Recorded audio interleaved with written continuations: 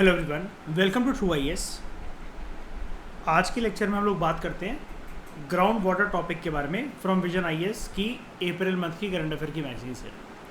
सबसे पहले देखते हैं ये मुद्दा न्यूज़ में क्यों था। ठीक है, एक ना स्टैंडिंग कमेटी है हमारे देश में वाटर रिसोर्सेज से रिलेटेड। अच्छा, एक मैं आपको बात बता देता हूँ, ये जितने भी कमिटीज़ होती है ना, वैसे हम पार्लियामेंट्री कमिटीज़ के बारे में पढ़ेंगे, चैप्टर अभी हमने टच नहीं करा वो लक्ष्मीकांत के अंदर। लेकिन जब भी कोई कमेटी दिख जाए ना अगर हमें टॉपिक के अंदर अगर अर्पित, तो यानी कि वो एक इशू या जो एक टॉपिक है ना वो एक इम्पॉर्टेंट टॉपिक मुद्दा है। ठीक है, उसके अफेक्ट होने से श्रीकांत बहुत सारे लोगों को या बहुत सारे रीजन्स को, ओवरऑल कंट्री को फ़र्क पड़ता है। उसके ऊपर पार्लियामेंट्री कमेटी बनती है। ठीक है, जैसे स्टैंडिंग कमेटी बनी हुई वाटर रिसोर्सेज को लेकर, तो वाटर रिसोर्सेज कोई एक गंभीर मुद्दा है ईशा के नहीं है? बताओ श्रेया, फ़र्क पड़ता है इससे कि नहीं पड़ता है? बिल्कुल पड़ता है। तो ये याद रखना। ठीक है, तो कंफ्यूज मत होना कि आपको कभी कभार सर इंटरिम कमेटी आती है, कभी स्टीयरिंग कमेटी आती है, क्या मतलब होता है इसका। तो जब कमेटी वर्ड आपको दिख जाए ना वो चीज़ ठीक है। ये स्टैंडिंग क्या होता है, अलग अलग तरह की स्टीयरिंग कमेटी, ये सब क्या होती है, वो हम पार्लियामेंट्री कमेटीज़ के बारे में आप जब पढ़ोगे तो आपको उनका पर्पज़ पता लग जाएगा। ठीक है, इसने एक रिपोर्ट पेश करी, ground water a valuable but diminishing resource, यानी कि वो एक वैल्यूएबल रिसोर्स तो है लेकिन उसकी यूटिलिटी क्या हो रही है, डिमिनिश हो रही है। ठीक है, इस रिपोर्ट की की हाईलाइट्स के बारे में हम लोग जानते हैं। कमेटी ने ये नोट डाउन करा अपनी रिपोर्ट के अंदर, ये ऑब्जर्व करा कि जो प्रोग्रेस अभी तक प्राप्त करी है हमारे देश ने कि ग्राउंड वाटर के यूज़ को या फिर ग्राउंड वाटर को जिस तरीके से यूज़ करा जाता है वो काफ़ी मिनिमल एफर्ट्स हैं। ग्राउंड वाटर यूज़ जो है उसको कम करना है, ज़्यादा होता है, लेकिन इसकी दिशा में जो प्रयास है वो कम है। यार अब ये कमेटी कह रही है, लेकिन मुझे एक प्रैक्टिकल एस्पेक्ट बताओ, कंसिडरेशन बताओ। रोज़, हर एक वीक, हर एक महीना देश की आबादी बढ़ रही है कि नहीं बढ़ रही है? अब पानी कहाँ से आएगा? अपने आप क्या मतलब, क्या कूलर लगा, मतलब क्या कहते हैं, घड़े लगा रखे हैं, कुछ पानी के स्रोत है हमारे पास ऑटोमेटिकली? नहीं ना, वो अल्टीमेटली तो ग्राउंड वाटर से ही आएगा। तो ये चीज़ इस रिपोर्ट का कहना, वैसे ठीक है हम करंट अफेयर में पढ़ रहे हैं कि उसको कम होना चाहिए, ये एकदम प्रैक्टिकली नॉनसेंस बात है, स्टूपिड बात है ये। बताओ श्रेया, है नहीं? ये कैसे हो सकता है कम यार? या आबादी मार दो या तो फिर आधी, है ना, तो कम हो जाएगा। एज पर द 2020 असेसमेंट 61.6% जो देश के हमारे annual extractable ground water resource जो हैं, ठीक है, पूरे देश के एक साल के जिनको एक्सट्रैक्ट करा जा सकता है वो ग्राउंड वाटर जो रिसोर्स है, तो कुछ आंकड़ा दे रखा है, मतलब पानी को मेजर करने का एक तरीका होता है BCM, बिलियन क्यूबिक मीटर। तो 398 billion cubic metre underground water हम लोग यूज़ कर चुके हैं, और 245 बिलियन क्यूबिक मीटर जो है it is being extracted for all uses, बाकी सारे पर्पसेस के लिए। अब जो ओवर एक्सट्रैक्शन है ग्राउंड वाटर का वो यूज़ होता है जनरली, इस रिपोर्ट में बताया कि हमारे देश में ग्राउंड वाटर इतना यूज़ होता क्यों है। सबसे बेसिक एंड सबसे प्राइमरी जो चीज़ होती है वो होता है इरिगेशन नीड्स को फुलफिल करने के लिए। एंड ऐसा भी नहीं कि पूरे देश में एक साथ, सबसे ज़्यादा यूज़ करते हैं इसको northern states, particularly Punjab, Haryana and Rajasthan. इस कमेटी ने ये भी फाउंड आउट करा कि जो रीजनल डिस्ट्रीब्यूशन है ग्राउंड वाटर की वो वेरी करती है। ऐसा नहीं है कि ग्राउंड वाटर जो है, अंडरग्राउंड वाटर जो है हर जगह उसकी बर्बादी हो रही है, वो कहीं पर भी रिफिल नहीं हो पा रहा, या हर जगह उसका टेबल जो है वो कम हो रहा है, ऐसा नहीं है। जो नॉर्दर्न माउंटेनियस हिमालयन टेरेन है, ठीक है, टेरेन बेसिकली मतलब होता है कि स्ट्रेच ऑफ लैंड, ठीक है, यानी कि यहाँ पर बात चल रही है कश्मीर से लेकर अरुणाचल प्रदेश तक, हिमालय की पूरी रेंज को यहाँ पर आपको बताया जा रहा है। ये नॉर्थ ईस्टर्न इंडिया, ये northern India, Kashmir to Arunachal. जैसे कि अगर मैं आपको बताऊँ, हाँ चलो ये मिल गया ना डायग्राम में, मैं इसकी एक रेंज बनाता हूँ, देखना।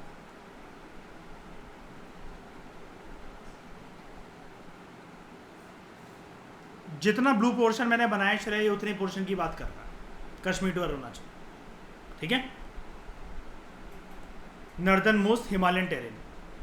ये कह रहा है it is the major source of recharge. ये सोर्स है, ध्यान से सुनना, बर्बादी नहीं हो रही है, या ये मेजर सोर्स है रिचार्ज का।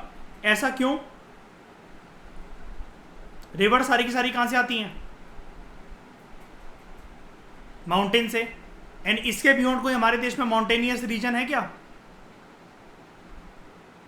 बिल्कुल नहीं। तो यहां पर Indo Gangetic plains and Brahmaputra plains, कुल मिलाकर अगर हम लोग इस कश्मीर वाली साइड चली जाए, यहां से और यहां तक जाए, तो मेजर क्या है? हालांकि इसने पूरा लिया नहीं, थोड़ा सा अगर इसको ले लेता तो इंडस वाली साइड, ठीक है, हाँ चलो इंडो गैंजेटिक है ना, हाँ इंडस और उसकी ट्रिब्यूटरीज, यहां पर गंगा, और इधर जाते जाते ब्रह्मपुत्र। ब्रह्मपुत्र कहां से निकलती है?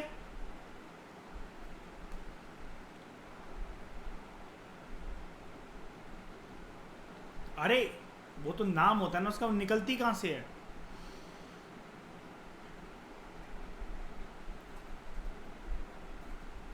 ये तिब्बत एंड चाइना वाली साइड से, फिर वो इंडिया के अंदर एंटर करती है ऐसे, ठीक है।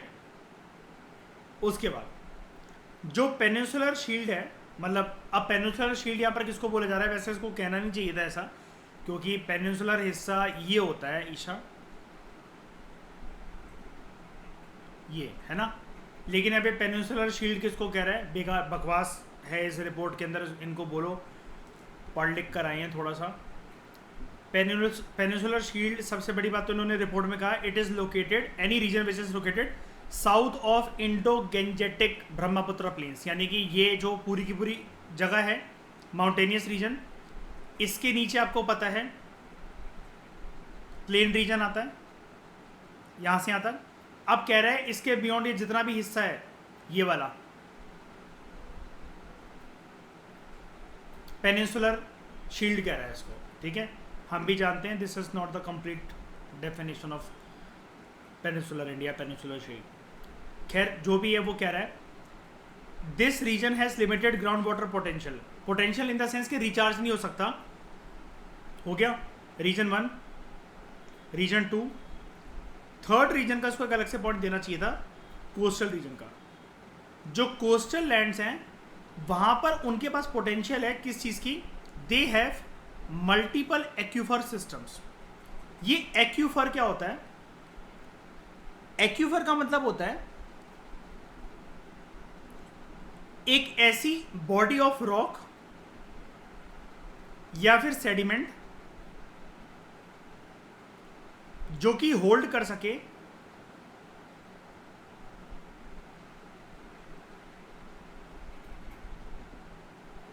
ग्राउंड वाटर को।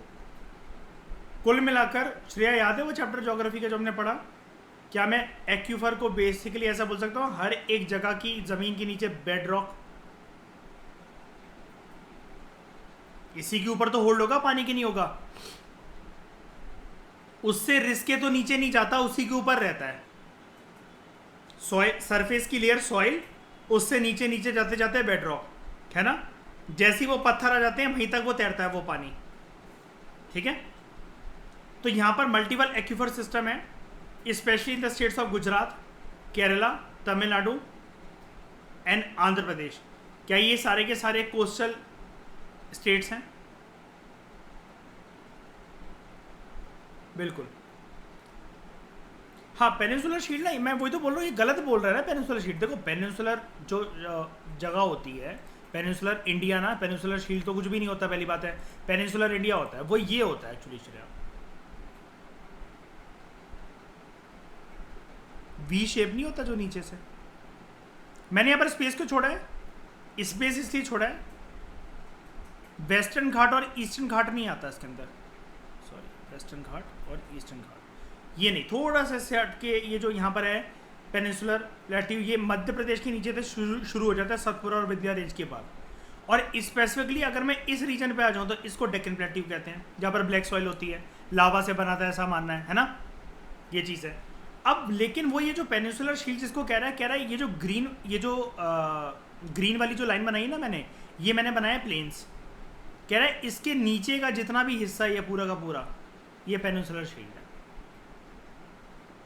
मैं आपको तभी तो बता रहा था आप सबको कि ये गलत चीज़ बोल रहा है ये। देखो ना इसने बोला क्या यहाँ पर अपने कमेटी ने, कहाँ गया ये, हाँ, peninsular shield located south of Indo Gangetic Brahmaputra plains. मैंने इंडो गैंजेटिक ब्रह्मपुत्र नदी बनाई थी, नदी के नीचे प्लेन्स बनाए, अब उसके नीचे पूरा इंडिया, ये यहाँ पर ये पेनिनसुलर शील्ड थोड़ी ना है, ओके, अब एक चीज़ दिखाता हूँ मैं आपको। चलिए वो कंसेप्ट बेकार है, उसको याद मत करना, ठीक है? ऐसा कुछ नहीं होता है। There is nothing called as peninsular shield. हम लोग अगर ये देखें कि ग्राउंड वाटर एक्सट्रैक्शन सिनेरियो 2022 में क्या था, मुझे बताओ ये आंकड़ा जो है ये ठीक है? हम 2024 तक इसको मेंस में यूज कर सकते हैं क्या?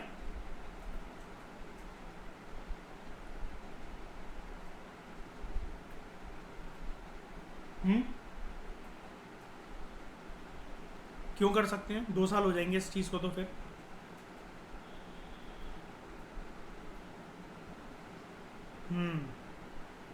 यही चीज है। शाबाश ईशा। बात ये कि कभी भी जब भी आप किसी फैक्ट्स एंड फिगर्स को कलेक्ट कर रहे हो, सबसे पहले उसकी यूटिलिटी जानो कि टॉपिक क्या है वो यार। ग्राउंड वाटर एक्सट्रैक्शन में चीज़ें बिगड़ेंगी, इतनी जल्दी कोई इंप्रूव तो हो नहीं जाएगा कि आंकड़े बदल जाएंगे पूरे के पूरे, तितर बितर हो जाएगा सब, है ना? रहेगा तो यही। ऐसे सिनेरियो जो होते हैं, इट टेक्स लगभग अ डिकेड और अ सो टू गेट चेंज, है ना? और वो भी हल्का फुल्का फर्क आने के लिए। लोग एकदम से जागरूक हो जाएंगे, ग्राउंड वाटर एकदम से रिप्लेनिशेबल हो जाएगा, वाटर टेबल एकदम से रिचार्ज हो जाएगा, ऐसा तो कुछ नहीं है। स्टेटस ऑफ यूनिट्स क्या है? सबसे पहले देखते हैं सेफ 67.8%। ये सेफ का मतलब क्या है? ग्राउंड वाटर एक्सट्रैक्शन जो है जहां पर लेस देन 70% है, यानी कि ये पानी सेफ पड़ा हुआ है, इसको एक्सट्रैक्ट नहीं करा गया है, ठीक है? ये अभी भी है अच्छा खासा। अगर ये ना होता तो एक बार बताना, वाटर डेफिशिएंट कंट्री नहीं बन जाती फिर हमारी। हम लोग पानी इंपोर्ट करवा रहे होते दुबई की तरह। ज़्यादातर अभी पानी अवेलेबल है, सेफ मात्रा में पड़ा हुआ है, उसको एक्सट्रैक्ट इसलिए भी नहीं करा जा सकता क्योंकि टेक्नोलॉजी भी नहीं है। उसके बाद there is something called a semi critical, लगभग 12%। ये वो ग्राउंड वाटर एक्सट्रैक्शन का फिगर है which is around 70% to 90%। Critical ground water extraction 4% area critical है। 90 to 100% पूरा पूरा एक्सट्रैक्ट होता है यहाँ पर, ओवर एक्सप्लॉइटेड। यहाँ पर क्या है, जो ग्राउंड वाटर एक्सट्रैक्शन है वो एनुअल रिप्लेनिशेबल जो ग्राउंड वाटर रिचार्ज का रेट है उससे ज़्यादा है, यानी कि रिचार्ज होने के लिए पानी को टाइम लगता है। 1 साल के अंदर कितना रिचार्ज हो सकता है वाटर टेबल, ठीक है? रिप्लेनिशेबल का मतलब होता है anything which is able to get itself restore to formal level, to former level, पहले जैसा वो था। इसको अगर मैं आपको बताऊं, एक जगह है जहां अंडरग्राउंड वाटर कुछ इतना भरा हुआ है, अब उसको इस टेबल तक आने के लिए ना, सबसे पहले एक जोन मार्क करता हूं, इसको यहां तक आने के लिए ना 1 साल का समय लगता है। अब इंसान जो उसको यूज करे जा रहे हैं, किसी भी रीजन को मान लो, इमेजिन कर लो, वो करते करते इतना कर देते हैं कितने टाइम के अंदर?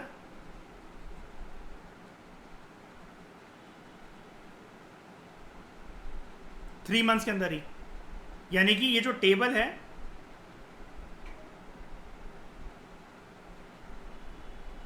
उसको इतना कर दिया, गैप आ गया ना ये। अब वो तो 1 साल मांगेगा, अभी तो सिर्फ 3 महीने हुए हैं, यानी कि 9 महीने तक जाते जाते तो इतना कर देंगे टेबल को। अल्टीमेटली होगा क्या? यहां से पानी लुप्त हो जाएगा हमेशा के लिए, गायब होगा कि नहीं होगा? ऐसा बताओ। या कभी वो रिचार्ज हो ही नहीं पाएगा। हल्का फुल्का जो बारिश वगैरह लेकर आएंगी, वो जो टॉप पर हुआ करता था, सॉइल के सरफेस से बिल्कुल टच करता था, अब वो हो ही नहीं पाएगा उतना, ठीक है? और एक है saline ground water. It is a major part, the major part of the ground water in aquifers में जो है वो ब्रैकिश या फिर सेलिन है। वो काम का नहीं होता, वो बेसिकली ऐसा है कि जैसे आपने खुदाई करना शुरू करे, घर में बोरिंग की मोटर जैसे खुदती है, तो आपने एक चीज़ नोटिस करी होगी आप लोगों में से किसी ने, शुरू में वो कीचड़ निकलता है उसके अंदर से, है ना? फिर पानी आता भी है, या हैंडपम्प बहुत टाइम से अगर कोई ऑपरेटिंग नहीं है तो आपने देखा होगा मिट्टी निकलती है पहले उस हैंडपम्प में से, या आपके घर में भी नॉर्मल मोटर जब आप चलाते होगे कभी कभार मिट्टी आती होगी उसमें से। उसके बाद हम कहते हैं ना कि पानी को थोड़ी देर निकलने दो, नल को खुला छोड़ दो, मिट्टी निकल जाएगी, उसके बाद पीछे से प्योर पानी आना शुरू हो जाएगा। कहते हैं ना, ये वही है ये सैलिनिटी वाला पानी। अब states with highest over exploitation percentage सबसे ज्यादा कौन एक्सप्लॉयट करता है? Shreya, you are responsible for all the cause. Punjab, Shaili तुम भी, 73.37%। इसके पीछे मेजर रीजन क्या है? पंजाब और राजस्थान ऑलमोस्ट सेम फिगर के हैं। क्यों? हरियाणा भी बगल में है। क्यों? Agriculture. Delhi, Tamil Nadu and Karnataka. Top का याद रखना, पंजाब, राजस्थान, हरियाणा। ठीक है, क्लियर हो गया? यहां तक सबको बात समझ में आई? ठीक है। इश्यूज क्या है ग्राउंड वाटर के साथ? नंबर 1, एक तो ग्राउंड वाटर के ऊपर डिपेंडेंसी सबसे बड़ा इशू है। 60% से ज़्यादा जो इरिगेटेड एग्रीकल्चर है और 85% जो नीड है ड्रिंकिंग वाटर सप्लाई की, वो ग्राउंड वाटर से ही आती है। शहर में रहने वाले जो भी नागरिक हैं, जो अर्बन रेजिडेंट्स हैं, वो बहुत हेविली तरीके से ग्राउंड वाटर के ऊपर रिलाई करते हैं, क्योंकि जो म्यूनिसिपल वाटर सप्लाईज है, म्यूनिसिपल वाटर सप्लाई बेसिकली क्या होता है कि आपके शहर में जो एमसीडी जैसे एमसीडी तो दिल्ली में होती है, municipal corporation Delhi, municipal corporation जो आपके शहर का होगा, आपको पता होगा वो पानी की टंकियां लेकर घूमते रहते हैं इधर से उधर। कभी देखा है अर्पित? यूपी वगैरह में या कहीं नोएडा में, है ना, जहाँ पर पानी नहीं आया होता 2 दिन से, या फिर वो नहीं, गुरुग्राम में भी आपने कहीं ना कहीं देखा ही होगा श्रेयस को, है ना, वो घूमती रहती हैं। अब वो ना अनरिलायबल और इनएडिक्वेट है, तो लोग क्या करते हैं? अच्छा, आप ये कहोगे इनके होने से ये ग्राउंड वाटर के ऊपर डिपेंडेंसी कैसे? लोग क्या सोचते हैं, मोटरों में पानी आ नहीं रहा, 2 दिन तक पानी आया नहीं, या बिजली नहीं आई, या फिर पानी वैसे भी नहीं आ रहा बिजली अगर है तो, इनको कॉन्टेक्ट करा, ये क्या करते हैं, एक एक बाल्टी सब लोग भर लो, ऐसा करके गलियों में नाल लगवाते हैं सबसे। लोगों को लगता है भाड़ में जाए यार, ये 50,000 रुपये, 1 लाख रुपये, 3 लाख रुपये तक खर्च करो, बोरे की मोटर खुदवाओ, दिन भर मोटर चलाओ। होता है रुपये ऐसा कि नहीं होता? कंस्ट्रक्शन अगर कोई है, प्रॉपर्टी कोई है, सबसे पहला सवाल यही होता है ना, या फिर अगर आप कहीं घर पे किराया वगैरह देखने गए हो कि आंटी अंकल आप लोग मुझे ये बताओ पानी यहाँ पर कितनी देर आता है। मेजर इशू तो यही रहता है ना कि आप मतलब पता चला अर्पित श्रेया कहीं जाने के लिए बैठे हो, है ना, पानी नहीं है, फिर ये आपको भर के रखना पड़ रहा है पानी। आप कहीं अपने होम टाउन चले गए थे, आपने पानी भर के नहीं रखा, आपके रूममेट ने भर के नहीं रखा पानी, तो अल्टीमेटली आप ऐसी जगह देखना चाहते हो हमेशा जहाँ पर भी आप किराए पर रहते हो, खुद का घर है या कुछ भी है, कि भाई पानी की किल्लत नहीं होनी चाहिए। तो लोगों के पास एक ऑप्शन रहता है बोरिंग की मोटर खुदवा लो, ये सब तो बेकार है, और शहरी व्यवस्था तो और भी बेकार है, म्यूनसिपल वाटर सप्लाई जो है, ये है इस पॉइंट का मतलब। उसके बाद अनरेगुलेटेड एक्सट्रैक्शन।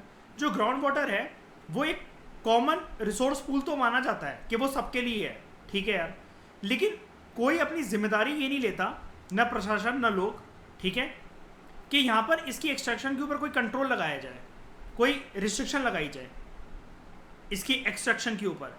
भारत जो है वो लगभग 230 cubic kilometre of ground water हर एक साल यूज़ करता है। ये आंकड़ा देखना कितना है, नंबर को भले ही आप भूल जाओ, लेकिन भारत की जो अंडरग्राउंड वाटर जो एक्सट्रैक्शन का जो रेट है, it is over a quarter of the global total.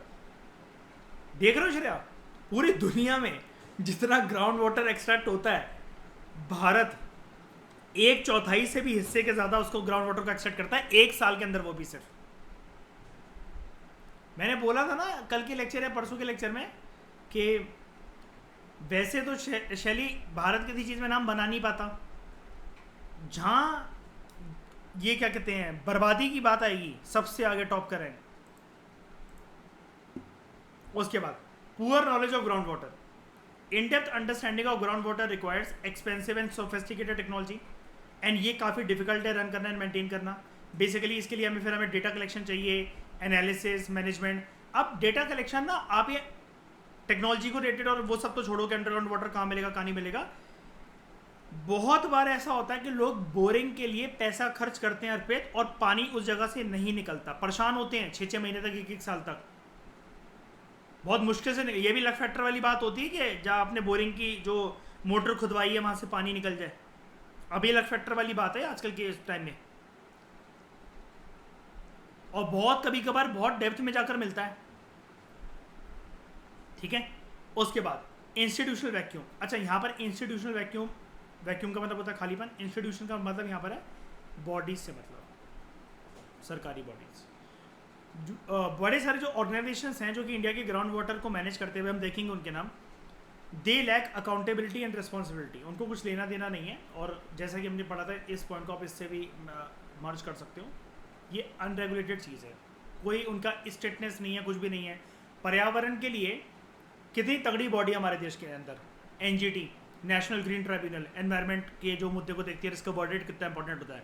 Ground water के लिए ऐसा कुछ है क्या इतनी तगड़ी बॉडी? हाँ ठीक है, बॉडीज तो बहुत सारी होंगी, हम नाम भी जान लेंगे, रट्टे भी मारेंगे, सब कुछ है, लेकिन उसका वर्डिट कोई मायने रखता है क्या? वहाँ स्टेटनेस है, कोई जुडिशल पावर है उनके पास? नहीं है ऐसा, ठीक है। उसके बाद standing committee on water resources 2022-23 वाली जो है, उसने एक पॉइंट हाईलाइट करा था कि वेरियस जो ये बॉडीज़ हैं जो कि मैनेज करती हैं ग्राउंड वाटर को, उनके बीच में कोऑर्डिनेशन भी नहीं है। तो ये छोड़ते हैं, वो ये सोचते हैं वो देख लेगा, वो देख लेंगे, इस चक्कर में एफिशिएंट तरीके से मैनेज ही नहीं हो पाता। फिर ग्राउंड वाटर कंटेमिनेशन, इसके पीछे एक रीज़न रिस्पॉन्सिबल होता है डोमेस्टिक वेस्ट, तो चलो ठीक है, लेकिन कई जगह पर नदियों के किनारे जो हम बचपन से नहीं पढ़ते कि जो इंडस्ट्रियल वेस्ट वगैरह होता है, जो इंडस्ट्रीज़ होती हैं वो कुछ ना कुछ कचरा वगैरह या उनका कुछ एक टॉक्सिक मटेरियल कुछ बन रहे होते हैं, उसका पानी छोड़ दिया, तो होता क्या है, there is presence of pollutants. अब मैं आपको एक बात बताता हूँ, जब मैं इस टॉपिक को प्रिपेयर कर रहा था, इस वाली लाइन को, ग्राउंड वाटर कंटेमिनेशन वाले इसको पॉइंट को, तो यहाँ पर ना प्रीवियस ईयर क्वेश्चन पेपर जो है उससे अगर मैं इसको मैच करूँ, एक चीज़ मैं आपको बता सकता हूँ पक्का, आने वाले टाइम के अंदर, ज़रूरी नहीं कि ये करंट अफेयर अभी है तो अगले साल के अंदर ही, या कभी भी इस साल, अगले साल, 2 साल बाद, 4 साल बाद, कभी भी, ये एक स्टैटिक चीज़ है अब, और ये प्रेजेंट रियलिटी है। मैंने आज इसके ऊपर बहुत सारे आर्टिकल्स पढ़े, दिन में बहुत सारा सर्च करा मैंने इसके ऊपर, और मैं आपको दावे के साथ एक चीज़ कह सकता हूँ, यूपीएससी आने वाले टाइम के अंदर, देखो पानी और अंडरग्राउंड वाटर और गंदा पानी, इसकी व्यवस्था, या फिर पानी से होने वाली बीमारियां, बच्चों का पेट खराब रहना, ये एक नई रियलिटी है भारत की, ठीक है। अब देखो, हमारे पानी में जब हम पानी पीते हैं तो उसमें क्या क्या पदार्थ हमारे शरीर के अंदर एंटर कर जाते हैं जो कि हमें लंबे समय के अंदर बीमार कर सकते हैं, या फिर कार्सिनोजेनिक फैक्टर्स जिसकी वजह से कैंसर हो सकता है वो पैदा कर सकते हैं। शहर में मिलने वाला पानी, ग्राउंड वाटर जो है वो भी अब स्वच्छ नहीं रह गया है, या फिर वो पानी जब प्लांट्स के अंदर डाला जाएगा तो वो प्लांट्स के थ्रू, क्रॉप्स के थ्रू हमारे पेट में या रोटी के थ्रू वो सारी चीज़ें चली आएंगी। तो उसकी एक लिस्ट है इस वाले पॉइंट के अंदर आपके पास अच्छी खासी। देखो, अगर यूपीएससी आपको बड़े सारे ऑप्शन देगा और इसी में से देगा, तो आपको बस ये याद रखना है कि पानी जब हम पीते हैं तो क्या क्या चीज़ें शरीर के अंदर एंटर करती हैं, वो कंटेमिनेटेड है कि नहीं है, वो हमारा सरदर्दी नहीं है, लेकिन क्या क्या चीज़ें एंटर करती हैं, और आज की हिंदुस्तान की वास्तविकता को देखते हुए, रियलिटी को देखते हुए, क्या क्या चीज़ें जब हम पानी पी रहे हैं तो क्या क्या चीज़ें एंटर कर रही हैं। नंबर 1 बैक्टीरिया, इसकी एक लिस्ट बना लेना श्रेया, एंड स्टिकी नोट बना लेना, अगेन PMFIS में कहीं ना कहीं लगा देना इसको, अभी टॉप पे लगा लो, फिर बाद में जब चैप्टर स्पेसिफिक कब बात आएगी मैं लगवा दूंगा फिर अंदर जाकर, ठीक है। दूसरा फॉस्फेट, तीसरा हैवी मेटल्स, ठीक है। चौथा आर्सेनिक, पांचवा फ्लोराइड, छठा नाइट्रेट, एंड सातवां आयरन।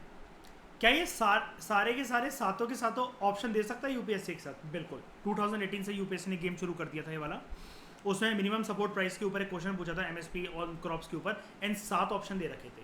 फिर उसने आई थिंक पिछले साल ही 2022 में या 21 में दोबारा हरकत करी थी, 7 ऑप्शन, मतलब 7 ऑप्शन इन द सेंस, समझ रहे हो कि 7 ऑप्शन दे दिए, फिर उसके बाद उनकी पेयरिंग बना दी कि 1 2 and 3 ओनली, 1 2 3 4 5 7 ओनली, ठीक है, 5 6 7 ओनली, ऐसा करके आ सकता है। और कोई भरोसा नहीं यूपीएससी का 11 ऑप्शन भी पटकते, लेकिन ये 7 चीज़ें हैं जो कि आपको पता होनी चाहिए, ठीक है।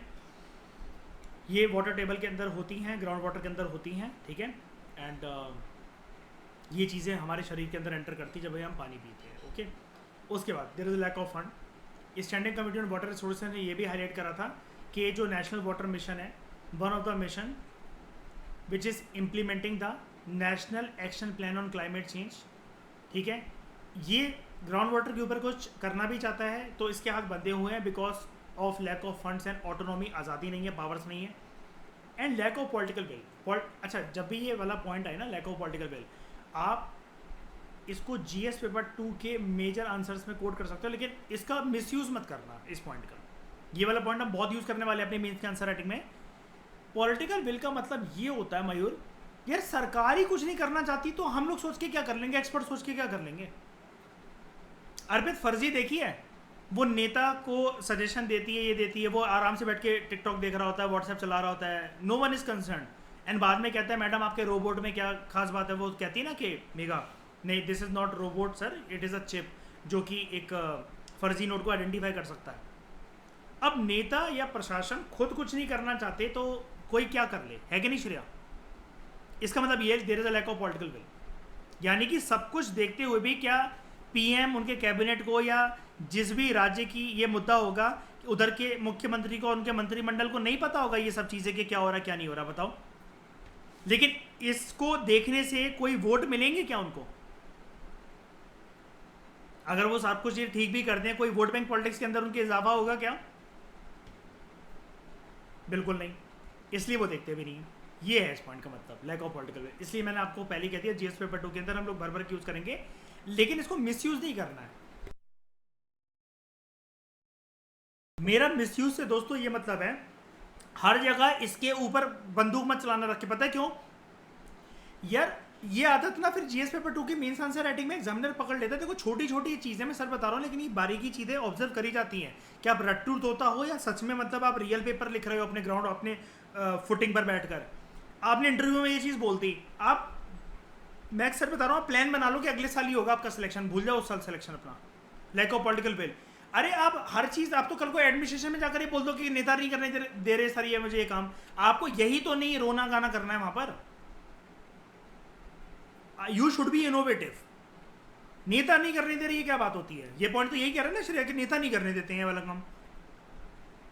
इसलिए मैंने पहले ही कह दिया इसको मिसयूज नहीं करना। जीएस पेपर 2 में हम यूज करेंगे, कहाँ करेंगे मैं बताऊंगा, लेकिन मिसयूज नहीं कि आप हर पॉइंट के अंदर लिमिटेशन में ये लिख कर आ गए। जैसे जो क्वेश्चन आते हैं ना, क्रिटिकली एनालाइज, क्रिटिकली एग्जामिन, हमें उन क्वेश्चन की धज्जियां उड़ानी होती है शुरू में पहले, फिर बाद में एक पॉलिटिकल एंगल से मोल्ड करके कंक्लूजन देनी होती है, वो मैं बताऊंगा आंसर राइटिंग में। तो इसको मिसयूज नहीं करना। ये गलतियां मैंने करी थी तो मुझे मेरे मेंटर्स ने समझाया था, कुछ पॉलिटिकल साइंस के जो एक्सपर्ट्स हैं, कि ये नहीं दिपांग कि बार बार इसको मिसयूज नहीं करना है कि ये तुम हर आंसर में ये लिखते चले जा रहे हो। ये तो फिर ये चीज़ होगी कि कल को तुम रियल एडमिनिस्ट्रेशन में भी जाओगे, इंटरव्यू रूम में जाओगे, तुम तो नेता के ऊपर ब्लेम पटक दोगे कि उनकी वजह से ऐसा नहीं हो रहा, पार्टीज नहीं चाह रही, प्रधानमंत्री नहीं चाह रहे, मुख्यमंत्री नहीं चाह रहे। ये चीज़ गलत है। एक आईएएस ऑफिसर को ये चीज़ शोभा नहीं देती है चीज़ मुंह से बोलना, ठीक है। 19 राज्य जो हैं भारत के अंदर, they have enacted laws on ground water management. 1970 एक मॉडल बिल आया था उसके बेस पे, जिसको बाद में रिवाइज करा गया, कुछ पॉइंट्स ऐड करे गए, बेसिकली अमेंडमेंट करा गया 2005 के अंदर, लेकिन अभी तक ये एक्ट नहीं बन पाया। वैसे एक और बात मैं बता दूं आपको, but there are a lack of guidelines which has hindered the implementation, ठीक है। तो आप लैक ऑफ गाइडलाइंस या फिर लैक ऑफ इम्प्लीमेंटेशन प्रोसेस लिख सकते हो। ये हेडिंग का कम यूज करना पॉलिटिकल विल। अब जैसे देखो अंदर कंटेंट ये कितना साफ दे रहा है श्रेया में ना, लैक ऑफ गाइडलाइंस, ये चीज़ अच्छी लग रही है हाँ कि भाई सरकार ने गाइडलाइंस नहीं दी है। अब हेडिंग का बोल रही थी, सरकार करना ही नहीं चाहती। डिफरेंस है, देखो मीनिंग ये माइंड होते हैं, पता है, एग्जामिनर माइंड करता है इनको कभी कभार। उसके बाद कमेटी ने ये रिकमेंड करा that urgent action is required by department of water resources to address the issue, ठीक है। वाटर गवर्नेंस के लिए कौन कौन सी बॉडीज है हमारे देश के अंदर? जब भी आपको मेंस की आंसर राइटिंग जो लिखनी पड़ेगी ग्राउंड वाटर के ऊपर, कभी भी अगर कोई क्वेश्चन आ जाए, दिस बॉडी वाला table will work as very handy for you, ठीक है। इसके अंदर क्योंकि सेंटर से लेकर स्टेट तक सारी बॉडीज आपको एक ही साथ मिल जाएंगी। सेंट्रल मिनिस्ट्रीज, मिनिस्ट्री ऑफ जल शक्ति, rural development and agriculture and farmers welfare. State government के पास भी ग्राउंड वाटर डिपार्टमेंट्स होते हैं।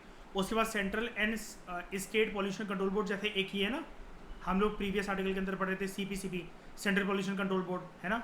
फिर कुछ डेडिकेटेड अथॉरिटीज़ हैं, जो कि डेडिकेटेड अथॉरिटीज़ मतलब क्या है, ये पानी का कोई भी मुद्दा नहीं, सिर्फ ग्राउंड वाटर को ही टारगेट करती हैं, उसी के मुद्दे पे मतलब ये डिसाइड करती हैं बॉडीज, ओके। यानी कि ये और किसी चीज़ों को नहीं देखती हैं, सिर्फ ग्राउंड वाटर के टॉपिक को ही देखती हैं। बॉडीज़ का नाम है central ground water body board, sorry central ground water board and central ground water authority. अब ऊपर एक चीज़ बताता हूँ आपको, यहाँ पर इतनी देर से ग्राउंड वाटर हम लोग कर रहे हैं, एक बार के लिए इसका मीनिंग ना थोड़ा सा टेक्निकल उसमें जानते हैं। टेक्निकल एरेना में इसका मीनिंग जानते हैं। ग्राउंड वाटर हमें भी पता है, जमीन के नीचे जो पानी है वो ग्राउंड वाटर है। अब ये तो लिख कर नहीं आ सकते ना, water below the surface of the earth is known as ground water. कहाँ भाई, कहाँ है वो, क्या है? ठीक है, ground water, water that exist underground. यहाँ तक तो हम भी बोल रहे थे इसको कि जमीन के नीचे जो पानी है वो अंडरग्राउंड वाटर है, ठीक है। लेकिन कीवर्ड ये है जो आपको यूज करना है इसके बाद, इन सैचुरेटेड जोन्स। तो जब भी ये आर्टिकल श्रेया आपने लिखा है, आप में से जो भी लोग नोट्स बना रहे हैं, तो यहाँ पर ना ग्राउंड वाटर के बगल में श्रेया अब लिख लेना ये वाली बात।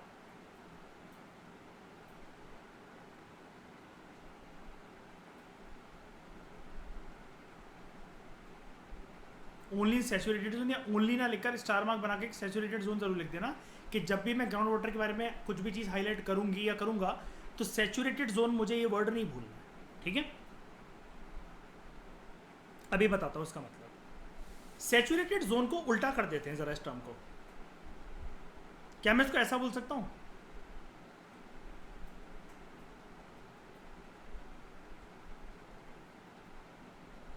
जोन ऑफ सैचुरेशन, यानी कि अब अति, जैसे कहते हैं इसको, अब पानी सर के ऊपर तक पहुंच चुका है, वो वाला एक पॉइंट आ गया है, बस इससे ज़्यादा होल्डिंग कैपेसिटी नहीं है। बोल सकता हूं मैं इसको ऐसा। ये जो जोन ऑफ सैचुरेशन होता है, ये जो सैचुरेटेड जोन होता है, आप कुछ भी कहो, दोनों नाम होते हैं इसके, वैसे इसलिए मैंने लिखा है। ऐसा नहीं है कि मैंने आपको समझाने के लिए कुछ भी लिख दिया, कि आप सैचुरेटेड जोन भी आ सकता है, जोन ऑफ सैचुरेशन भी आ सकता है। ये एक पोर्शन होता है किसका, एक जगह होती है अंडरग्राउंड सॉइल के अंदर, यानी कि मिट्टी की लेयर, याद है जिस पे मैं आपको बता रहा था ज्योग्राफी के उस चैप्टर के अंदर, याद होगा आप सबको, मिट्टी की वो लेयर जहां पर हम लोग खड़े हुए हैं।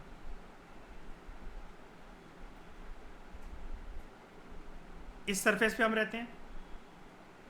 अब ये अंडरग्राउंड सॉइल की जो बात कर रहे हैं, यानी कि ये इसके नीचे बात कर रहे हैं, इस सॉइल के नीचे वाली लेयर के बारे में।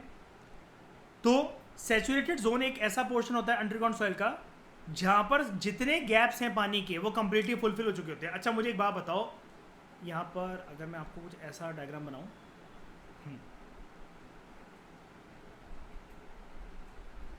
इस मिट्टी की लेयर के नीचे जहां पर हम खड़े रहते हैं सरफेस पे, और मिट्टी है नीचे कि नहीं है बताओ? है। फिर इसके नीचे और मिट्टी है,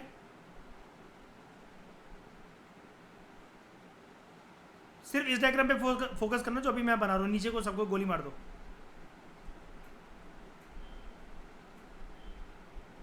पत्थर कंकड़ होंगे, लेकिन मैं सिर्फ आपसे मिट्टी के बारे में पूछ रहा हूं, है मिट्टी की नहीं है?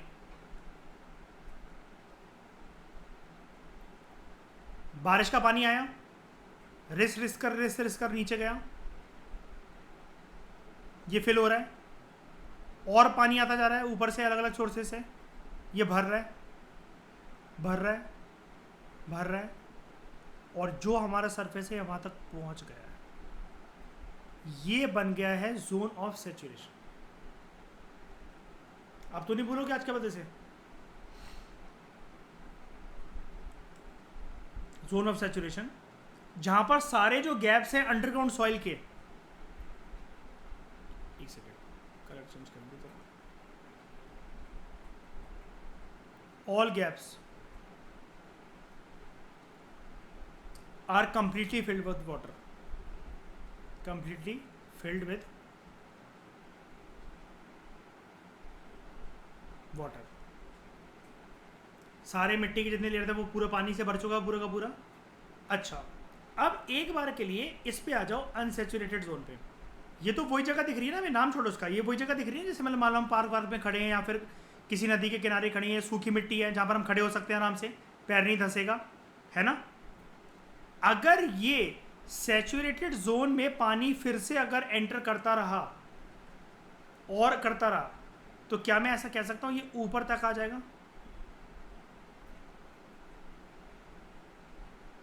और ये देख रहे हो मैंने लक्ष्मण रेखा कहां बनाई थी, ये जब ये ऊपर तक आ गया, इसी को हम लोग बोलते हैं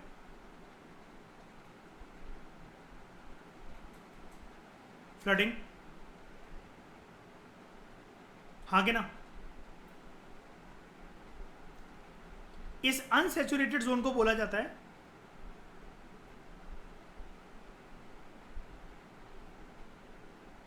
जोन ऑफ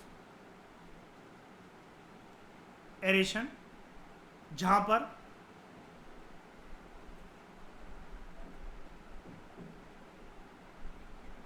ड्राई ऑक्सीजन मौजूद है। मैंने ड्राई ऑक्सीजन क्यों लिखा, वैसे ये कोई वर्ड नहीं होता, लेकिन ड्राई ऑक्सीजन इसलिए कि वो पानी वाले ऑक्सीजन से उसको डिफ्रेंशिएट करने के लिए,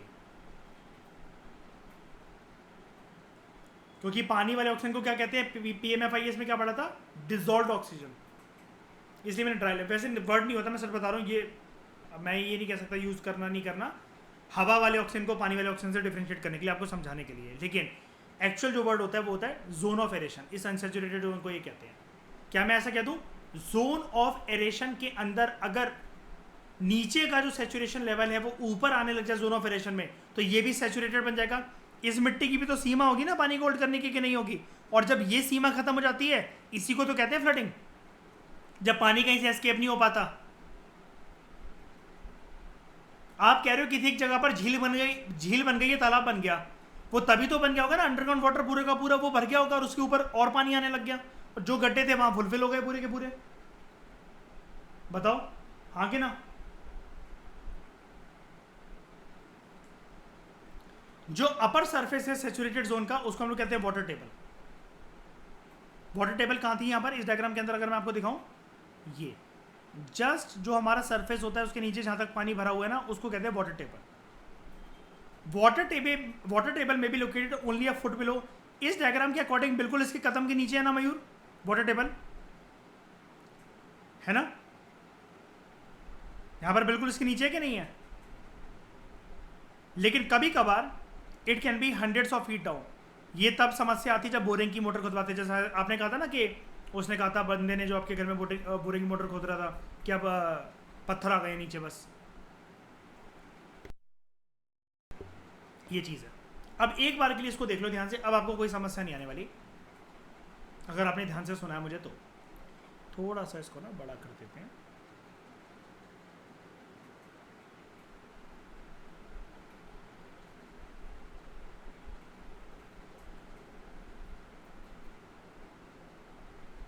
ठीक है।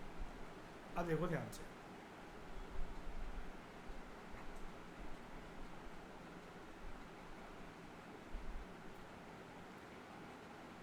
ये हमारा लैंड सरफेस है,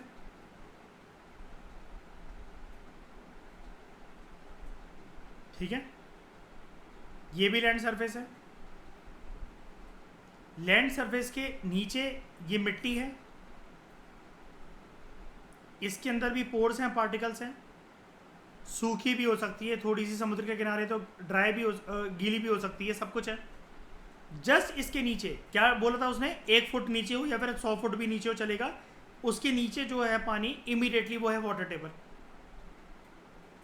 ग्राउंड वाटर कह लो। एंड अगर सच में वो नदी और पानी वाली जगह है, देख रहे हो नीचे ये सरफेस वाटर है। बात कुल मिलाकर यही है कि ग्राउंड वाटर है हर जगह। अब यहां पर क्या है, this is a saturated zone, क्योंकि ये पूरा पानी से भरा हुआ है। उसके नीचे होती है बेड रॉक, जहां पर फ्रैक्चर्ड रॉक्स हैं, कुछ ग्रेवल हैं, पत्थर कंकड़ पेबल्स वगैरह हैं। ग्राउंड वाटर जो है वो सॉइल पार्टिकल्स और फ्रैक्चर्ड रॉक के बीच में जो भी स्पेसेस होता है उसको कंप्लीट तरीके से फुलफिल कर देता है अर्थ के नीचे, उन स्पेसेस को। बिल्कुल पानी तो चला ही जाएगा ना। क्या इन सबको मैं एक टर्म से डिनोट कर सकता हूँ श्रेय, ये बोल सकता हूँ मैं इसको, they all are porous. Porous का मतलब क्या होता है, क्या मैं ऐसा बोल सकता हूं उसको ईशा, देयर इज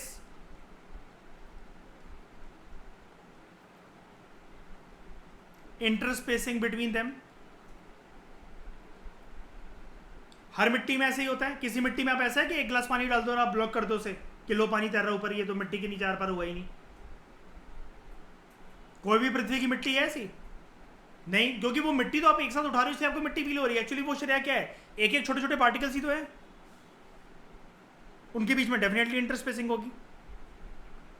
अब समझ में आया ग्राउंड वाटर का पूरा मतलब।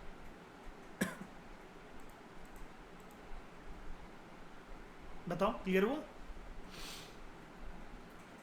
किसी को कोई दिक्कत यहां तक, जल्दी बोलो। गवर्नमेंट के सबसे पहले जानते हैं इनिशिएटिव, क्योंकि देखो इस चीज़ के लिए सबसे पहले जो बेसिक लेवल पे या चाहे सिटीजन्स को भी जागरूक करना हो, लोग ऐसा तो है नहीं कि एकदम से एनलाइटेंड हो जाएंगे, उनको समझ में आ जाएगा, एक सुनहरी सुबह उनके जीवन में आएगी कि यार ग्राउंड वाटर देखो बड़ा बर्बाद हो रहा है, उसकी रीप्लेनिशेबल जो कैपेबिलिटी है वो ख़त्म हो रही है, हमें ना इंडिविजुअल रिस्पॉन्सिबिलिटी लेनी चाहिए। सबसे पहला इनिशिएटिव होगा सरकार का। तो सरकार के क्या इनिशिएटिव्स हैं? Number 1, national aquifer mapping and management programme, ठीक है, नाक्विम प्रोग्राम एक सरकार का है, ठीक है। यहाँ पर बेसिकली क्या है, सरकार मैपिंग करती है और मैनेज करती है एक्वीफर्स को मल्टी डिसिप्लिनरी अप्रोच के साथ। अब क्योंकि सरकार को यहाँ पर क्या करना है कि कुछ इमेजेस चाहिए होती है अंडरग्राउंड की, सैटेलाइट इमेजेस भी हो सकती हैं, कुछ जीपीएस की हेल्प से भी हो सकता है। सरकार वेरियस जगह को यहाँ पर जियो टैग भी करेगी, जैसा कि याद है मैंने जियो टैगिंग का मतलब अब तो क्लियर है ना, जो मैंने टाइगर सेंसस प्रोजेक्ट टाइगर वाले आर्टिकल से बताया था।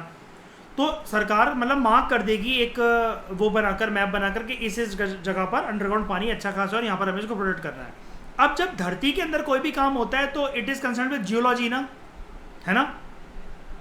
तो जियोलॉजिकल, जियोफिजिकल, हाइड्रोजियोलॉजिकल। हाइड्रोजियोलॉजिकल मतलब क्या होता है? ज़मीन के नीचे जहाँ पानी मिल रहा है। Hydrological and water quality studies. तो ये सरकार का प्रोग्राम है। कुल मिलाकर यहाँ पर कुछ नहीं करना है सरकार को, कोई प्रोटेक्शन कुछ नहीं है, सिर्फ ये सबसे पहले आइडेंटिफाई करना है कि पानी कहाँ पर है ज़मीन के अंदर अच्छे खासी मात्रा के अंदर। बस ये एक यहाँ पर साइंटिफिक लोग काम करते हैं इसके अंदर, ठीक है। उसके बाद मैं आपको बताता हूँ यहाँ पर ना भर्ती कैसे होती है। यार यूपीएससी की वेरियस साइट्स आपने देखी हैं, वहाँ पर कभी कभार कुछ पोस्टें निकलती हैं तो वो ये बोलते हैं ऑलरेडी जो आईएएस आईपीएस ऑफिसर हैं या कुछ भी ऐसा जो इंडियन इंजीनियरिंग सर्विस में काम कर रहे हैं, वो ऑफिसर जिनको 10-10 साल हो चुके हैं वो अप्लाई कर सकते हैं। उसकी लिखा रहता है उसकी क्वालिफिकेशंस में। फ्रेश बंदा अप्लाई नहीं कर सकता ना, ऑलरेडी जो सर्विस के अंदर वो अप्लाई कर सकते हैं उसके अंदर जाकर, उनका इंटरव्यू होगा डायरेक्ट। कभी यूपीएससी की साइड पे चेक करना है, ऐसा कभी नोटिफिकेशंस आती हैं, और सिर्फ यूपीएससी पे नहीं बड़ी सारी जगह पर आती है, जैसे बड़ी सारे पब्लिक सेक्टर एंटरप्राइजेस की इंटरव्यू भी ऐसे ही होते हैं, या जो नोटिफिकेशन आती हैं जॉब्स की, वैकेंसी जो निकलती हैं, वो वाले लोग यहाँ पर भर्ती होते हैं। फिर उनको बोला जाता है कि आपने यूपीएससी में ऑप्शन क्या रखा था। अगर उन्होंने बोला जियोलॉजी, अच्छा तो जिस स्टेट में आप थे कभी आपने इससे रिलेटेड कुछ काम करा है क्या, या अभी भी कुछ आप कर रहे हो क्या, तो ऐसे टेक्निकल लोगों को बुलाया जाता है यहाँ पर इसके अंदर, या ऐसे बहुत सारे रिलेटेड जो चीज़ें होती हैं। फिर है अटल भूजल योजना, ठीक है। ये है एक सेंट्रल सेक्टर स्कीम। बताओ जल्दी अब क्या होता है सेंट्रल सेक्टर स्कीम? 100% जो फंडिंग होती है वो सेंट्रल गवर्नमेंट करती है। राज्य की सरकार कुछ करती है क्या यहाँ पर? अच्छा, फंडिंग अगर सेंट्रल गवर्नमेंट यूनियन गवर्नमेंट करती है तो इंप्लीमेंट कौन करता है इसको?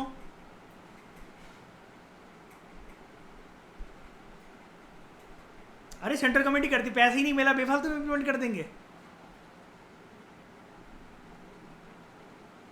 सेंट्रल गवर्नमेंट की रिस्पॉन्सिबिलिटी होती है इसको इंप्लीमेंट करवाना। और इंप्लीमेंट कैसे करवाना? पूरे इंडिया में एक तो एक पैन लेवल बेसिस पे, पैन इंडिया लेवल बेसिस पे, और दूसरी चीज यूनिफॉर्मिटी के साथ। ये तो वही वाली बात नहीं होगी मयूर, शेयरिंग नहीं दे रहे हैं, पोजीशंस बना दो, ठीक है।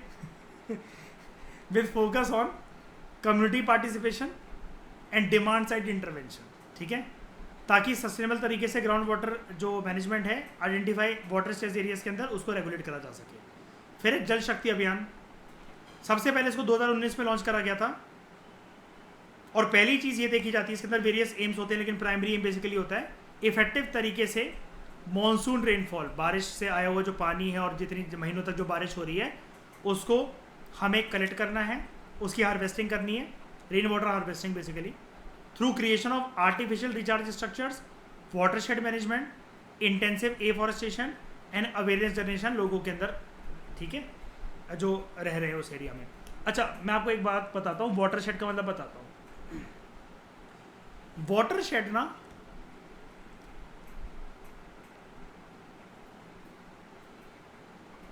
ये बेसिकली सबसे प्राइमरी बात इसके बारे में याद रखना, ये एक एरिया होता है, एरिया ऑफ लैंड,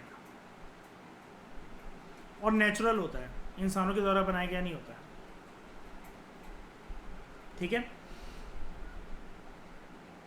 अब यहाँ से जो पानी है वो खिसक खिसक कर ये क्या करता है, पानी को शेड बोल लो या ड्रेन बोल लो, पानी को शेड करता है, ड्रेन करता है into a specific water body.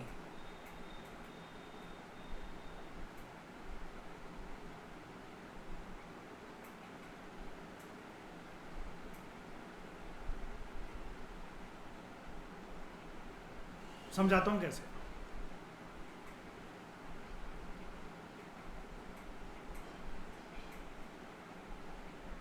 Water shade का कंसेप्ट यहाँ से सीख जाओ तो ज्योग्राफी में आपका टाइम बच जाएगा काफ़ी ज़्यादा। सॉरी। सबसे पहले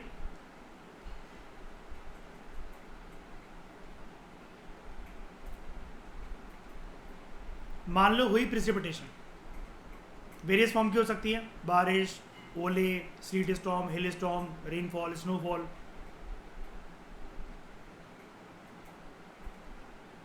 बारिश हुई। अब ये जो बारिश का पानी है किसी भी एक जगह से गिर कर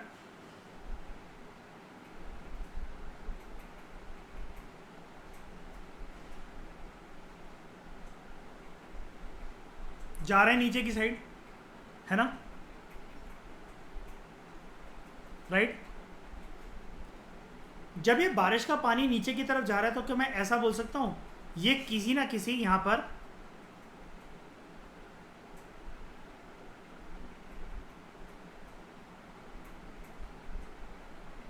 जो भी रिवर्स या स्ट्रीम होंगे उनको ज्वाइन करेगा? बताओ, करेगा? अब जब ये इनको ज्वाइन करेगा, ये रिवर्स और स्ट्रीम्स हैं और मान लो ये पेरिनियल है, कॉन्टिन्यूसली से बहती हैं और ऊपर से बारिश का पानी और आ रहा है, ये ओवरफ्लो होने लगेंगी कि नहीं होने लगेंगी? देखो ये मैंने मोटर इसलिए बनाया थी, ये पानी ज़्यादा आने लगा इनके अंदर की नहीं, बताओ।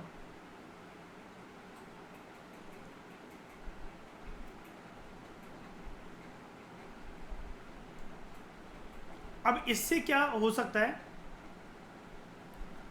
आसपास का जो भी हिस्सा हो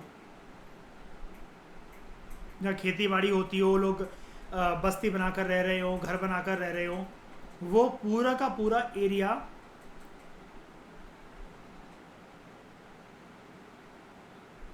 ओवर ड्रेन हो सकता है कि नहीं हो सकता? मतलब ओवर ड्रेन क्या मतलब आप समझोगे, ये मान लो फ्लडिंग हो सकती है वहां पर कि नहीं हो सकती? थोड़ा बहुत पानी आ रहा था श्रेया तो खेती बाड़ी के लिए मयूर हेल्प हो जाएगी, ज्यादा आएगा तो डूब नहीं जाएगा सब कुछ? अब एक बार बताओ, इस फ्लो के ऊपर किसी का कोई कंट्रोल है जो ये पहाड़ों से खिसक खिसक कर रहा है कि कहां तक जाएगा ये और कैसे जाएगा? लेफ्ट मोड़ेगा कि राइट मोड़ेगा या फिर ठुमकेश्वरी की तरह ठुमके लगाते लगाते आएगा? इसके ऊपर किसी का कंट्रोल है? क्योंकि मैंने आपको सबसे पहला कंसेप्ट क्या बताया, ये नेचुरल स्ट्रक्चर है किसी का कंट्रोल? लेकिन ऐसे तो ये एक जगह को पूरा का पूरा वो कर देगा, फ्लडिंग ही लाता रहेगा ये हमेशा के लिए वहां पर। अब ऊपर आ जाओ, क्या कह रहा है ये,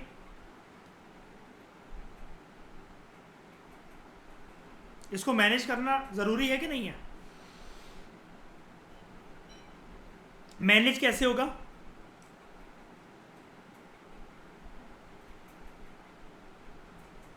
कंट्रोलिंग या चेंजिंग द फ्लो, ये तो कर सकते हैं, ये कर सकते हैं कि नहीं कर सकते हैं कि थोड़ा सा ये ऐसे ना आकर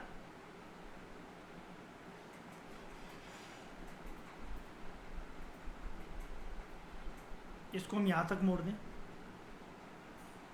इसको यहां तक मोड़ दें और फिर यहां चले जाए, कर सकते हैं ऐसा?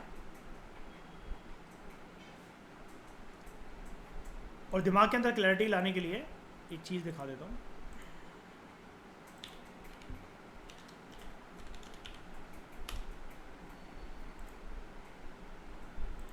ये देखो, कुछ यही बनाया मैंने, बारिश हो रही है, कुछ भी हो रही है, स्नोफॉल वगैरह।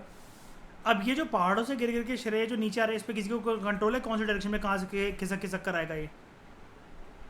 अगर ये इस जगह में ज़्यादा भर जाए तो ये यहाँ के गाँव को पूरा डुबा कर नहीं रख देगा,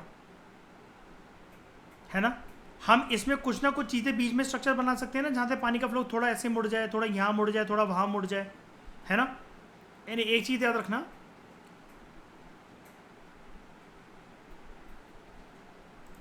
इसको भी देख लो जैसे, फिर बताता हूँ मैं।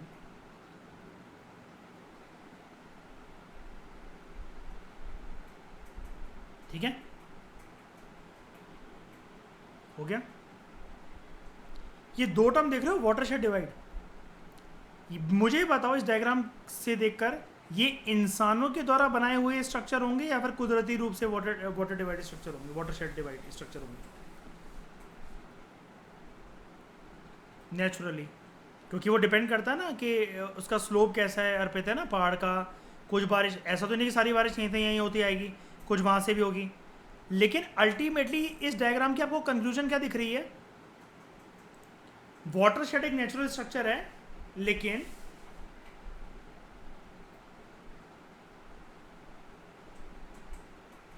Ultimately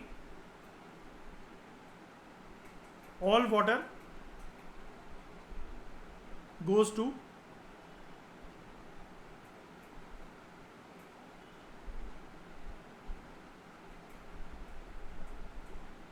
one common source. बिल्कुल प्रैक्टिकल बात करते हैं। बारिश का पानी नीचे रिवर्स स्ट्रीम्स आगे जाके कहां पर मर्ज हो जाती हैं श्रेया? रिवर माउथ के बाद।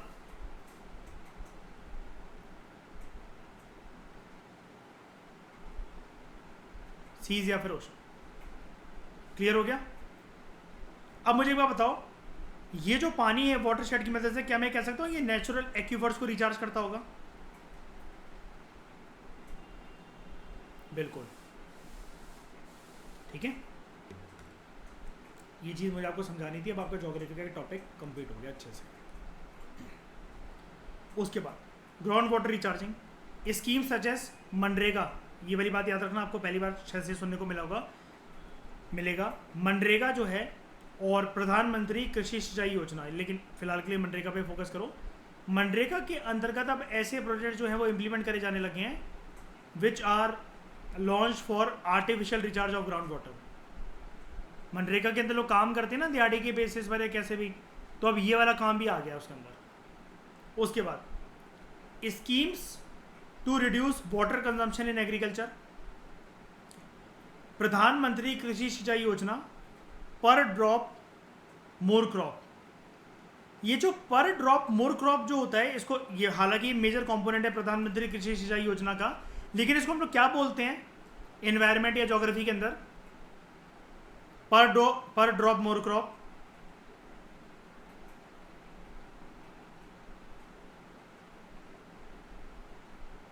देखो,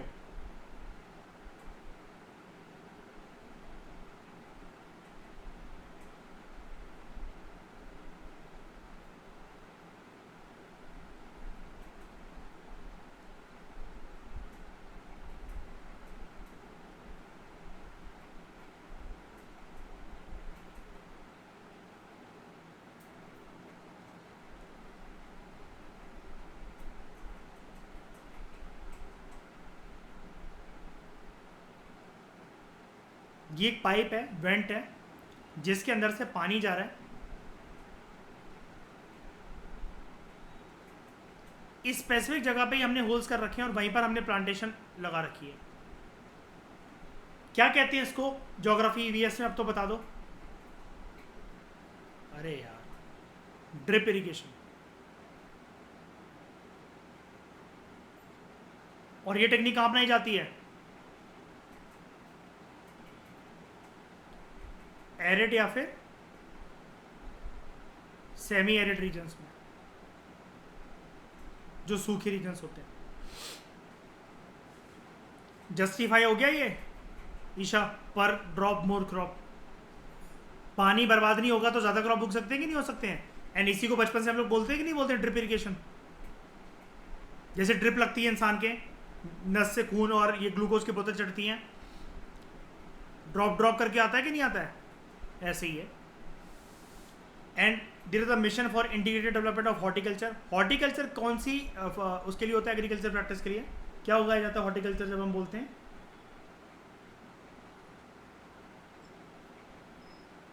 क्या? Flowers. They have been brought to reduce ground water consumption in agriculture. Punjab और हरियाणा जो हैं इन्होंने इनोवेटिव स्कीम्स लाई हैं, लाइक सुनी होंगी आप लोगों ने, पानी बचाओ पैसे कमाओ, या जल ही जीवन, मेरा पानी मेरी विरासत, फार्मर्स को मोटिवेट करने के लिए कि वाटर कंजर्वेशन करो। सब बकवास। लॉन्च भी कहाँ हो रही है पंजाब और हरियाणा में। Guidelines to regulate ground water. There are some guidelines for the regulation control of ground water extraction in India, जो कि इशू करी है सेंट्रल ग्राउंड वाटर अथॉरिटी ने, जो पूरे इंडिया में जो है अप्लाई करी जाएगी। ठीक है, गाइडलाइंस। उसके बाद अमृत सरोवर मिशन, इसका बेसिकली एम ये है कि 75 वाटर बॉडीज़ को आइडेंटिफाई करा गया जिसको हमें डेवलप करना है, रिजुविनेट करना है, और हर एक डिस्ट्रिक्ट जो है कंट्री के अंदर वहाँ पर एक मेजर वाटर बॉडी है। ये तो 75 की लिस्ट रेडी करी गई है। उसके बाद there is focus on water conservation in MBBL। ये MBBL क्या है? Model building by law. 2016 का ये कानून है, पूरा का पूरा सेट ऑफ कानून है basically for states and UTs, जहाँ पर एडिक्वेट फोकस इस बात के ऊपर दिया गया है कि rain water harvesting and water conservation measures को अडॉप्ट करना है। और इसको इम्प्लीमेंट करने वाली अथॉरिटी कौन सी है, मिनिस्ट्री कौन सी है? Ministry of housing and urban affairs. उसके बाद there is a master plan for artificial recharge of ground water. ये plan central ground water body ने प्रिपेयर करा था स्टेट्स और केंद्र शासित प्रदेशों के साथ मिलकर, जहां पर लगभग 1.42 करोड़ रेन वाटर हार्वेस्टिंग और आर्टिफिशियल रिचार्ज स्ट्रक्चर्स की को डेवलप करने की बात हो रही है। ऊपर कुछ रह तो नहीं क्या? एक डायग्राम रह गया, वो मैं अभी बता दूंगा। हाँ, सबसे पहले कंक्लूजन देख लेते हैं इसकी, मतलब कंक्लूजन भी नहीं बोलेंगे, इसको बोलेंगे वे फॉरवर्ड। एक तो हमें ज़रूरत जो है, अब किस किस चीज़ों की ज़रूरत है? एक सेंट्रल बॉडी होनी चाहिए हमारे देश में। स्टैंडिंग कमेटी ने रिकमेंड भी करा था कि हमें एक ऐसी बॉडी होनी चाहिए जहाँ पर वो body inter ministerial various ministry से उसके अंदर रिप्रेजेंटेटिव्स हों, as well as state government departments के भी लोग हों, यानी कि सेंटर एंड स्टेट को मिलाकर वो बॉडी क्रिएट होनी चाहिए। और इस बॉडी को रिस्पॉन्सिबिलिटी देनी चाहिए कि ग्राउंड वाटर को तुम रेगुलेट करो in a very cohesive and holistic manner. हमें फोकस करना चाहिए लैंड प्रोडक्टिविटी से शिफ्ट करते हुए, नाउ टाइम आ गया टू वाटर प्रोडक्टिविटी।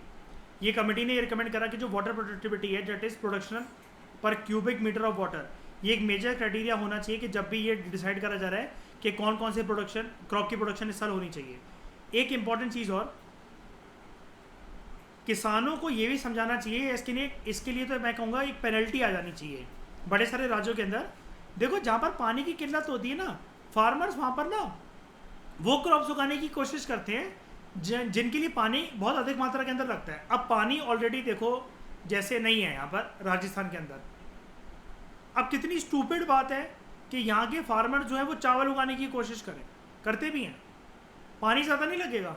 तो मेजर जो है they should be taken to wean away farmers from water intensive crops जिनके लिए पानी ज़्यादा लगता है, लाइक चावल, स्पेशली उन एरियाज़ के अंदर जहाँ पर ग्राउंड वाटर की किल्लत बहुत ज़्यादा है। वहाँ पर पेनल्टी लगा दो, गोली मार दो, मैं तो कहूँगा। ठीक है। उसके बाद adopt water sensitive urban design. इसका मतलब क्या है? अर्बन डिज़ाइन और प्लानिंग इस तरीके से होनी चाहिए कि वहाँ पर वाटर साइकिल को मेंटेन करने की बात हो, ग्राउंड वाटर को मैनेज करने की बात हो, सरफेस वाटर को मैनेज करने की बात हो, एंड जो रेन वाटर है उसके लिए एडिक्वेट उसको साफ करके वाटर डिमांड एंड सप्लाई के मिसमैच को दूर करा जाए। उसके बाद there should be a potential role of the green and blues. अब ये ग्रीन एंड ब्लूज का कंसेप्ट क्या होता है?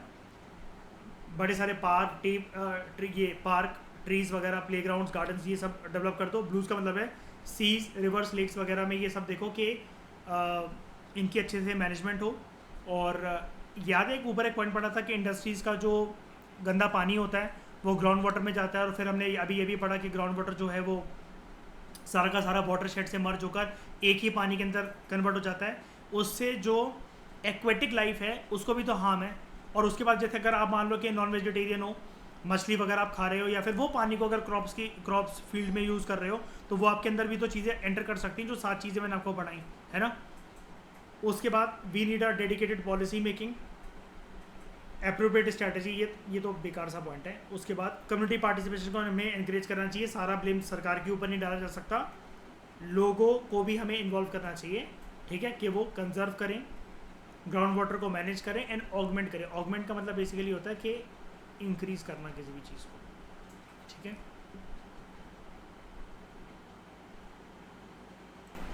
लास्ट चीज़ ये रह गई है कि ग्राउंड वाटर रिचार्ज सिनेरियो क्या है हमारे देश के अंदर। याद रखना टॉपिक ये हम देख रहे हैं, recharge scenario.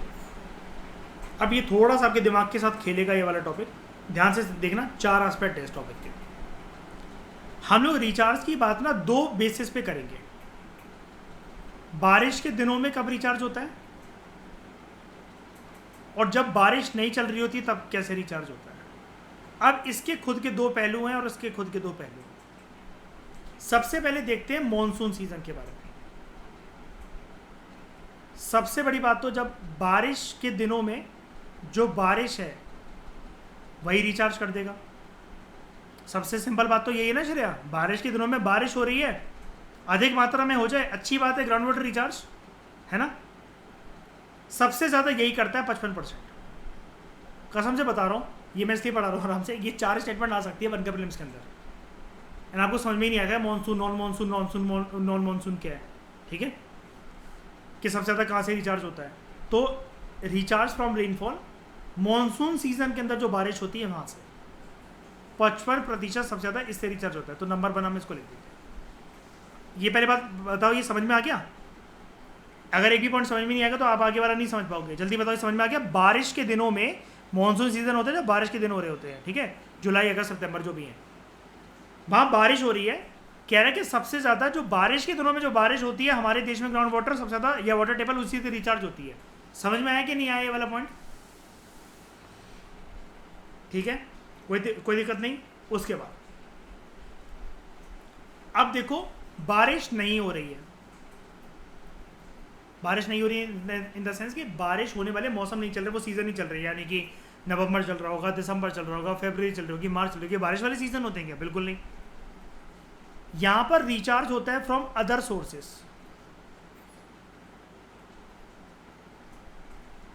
From other sources. मुझे बताना यार, ये कैसे पॉसिबल है यार? मॉनसून सीजन ही नहीं चल रहा, मतलब मैं सोचो जरा, एक चलो क्लेम कर रहा हूं मैं आपको, मैं दिसंबर की कड़कड़ाती ठंडों के अंदर, बारिश का कोई नामो निशान है? क्रिसमस वाले दिन को मान लो 25 दिसंबर, है नामो निशान कोई? बताओ। मैं बीइंग चीफ मिनिस्टर और prime minister ground water table को रिचार्ज कर दूंगा आज, 35% से ऊपर बढ़ा दूंगा। बताओ कैसे? दिसंबर के महीने में, जनवरी के महीने में, बताओ। और ये नंबर 2 है, देख रहे हो, ये हल्का फुल्का चीज़ भी नहीं है श्रेया, ये मयूर। ये क्या होता है, कंफ्यूज मत हो, बता देता हूँ। एक चीज़ सुनिए आपने, वैसे तो बहुत सारे सोर्सेज हो सकते हैं, लेकिन प्राइमरी सोर्स बता रहा हूँ आजकल के हिसाब से। ये आप लोगों ने एक चीज़ सुनी है, रिवर इंटरलिंकिंग प्रोजेक्ट्स।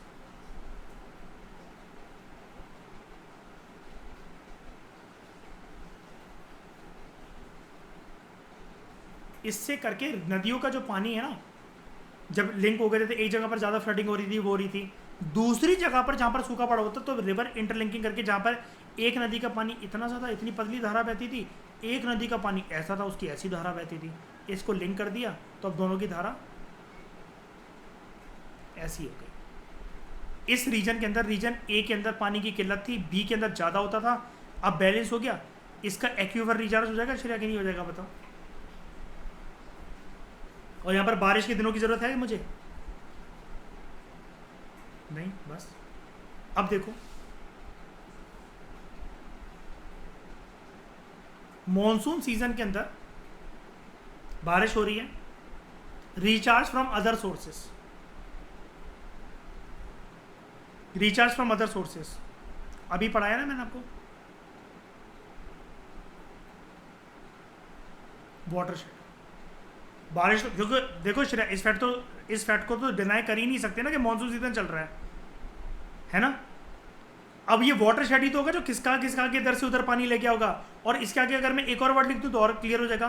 बारिश के दिनों में सरकार ने या एजेंसीज ने, ऑर्गेनाइजेशन ने ऐसी व्यवस्था बना रखी कि वाटर शेड की वो मैनेजमेंट कर रहे हैं। पानी को याद है वो दिशा एक तरफ जाता जा रहा था, सरकार दिया थोड़ा सा यहाँ पर भी लिया है। तो यहाँ पर अगर एक्यूफर रिचार्ज नहीं था, हो जाएगा रिचार्ज। यहाँ पर तो ज़्यादा ही हो रहा था, कुछ फ्लडिंग हो रही थी। ये है नंबर 3 सोर्स।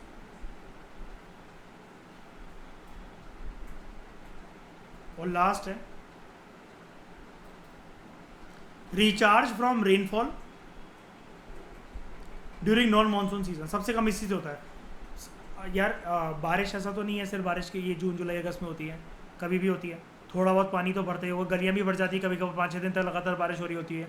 और आजकल नॉन मानसून सीजन में जो बारिश होती है कभी भी हो जाती है, उसके पीछे क्या रीज़न रिस्पॉन्सिबल है?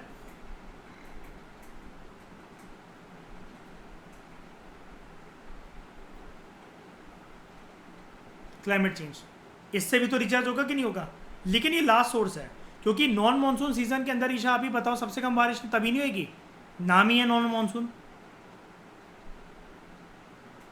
मानसून सीजन से ज्यादा बारिश होगी नॉन मानसून सीजन के अंदर श्रेया। ये क्लियर हुआ आर्टिकल अच्छे से आप लोगों को? अब देखो हमने कवर कर लिया Shreya, and news and shorts रह गए हैं बस हमारे यहाँ। इसके एनवायरमेंट का सेक्शन हमारा कंप्लीट अप्रैल मंथ का। इस डिस्कशन में दोस्तों फिलहाल लेते हैं। Thank you very much for discussion.